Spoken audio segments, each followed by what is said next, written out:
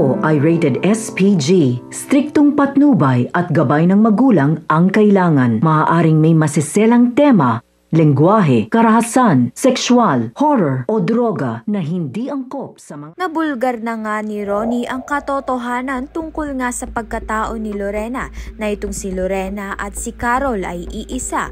Nalaman na nga ito ni Wilfred. Ginawa nga yun ni Ronnie upang hindi nga matuloy ang kasal nito ni Wilfred at ni Lorena. Samantalang kinabukasan nga ay ito ngang si Ronnie kasama ng mga kapulisan upang ipatakip na nga itong si Lorena. Wala ngang kaalaman lamang mga anak niya na makukulong nga itong si Lorena. Kaya naman nga't labis nga ang paghihinagpis nito.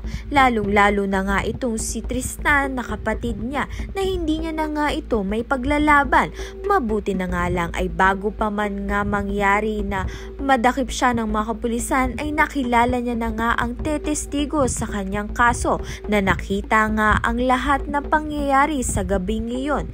Dahil na-set up nga lang daw itong si Lorena at hindi nga siya ang tunay na pumaslang sa asawa ni Wilfred na si Joy. Kaya naman nga't may tsansa pa ngang makalaya itong si Lorena at malinis nga ang kanyang pangalan. Kaya naman nga't yan at iba pa ang dapat nating pakaabangan. Maraming salamat sa iyong panonood.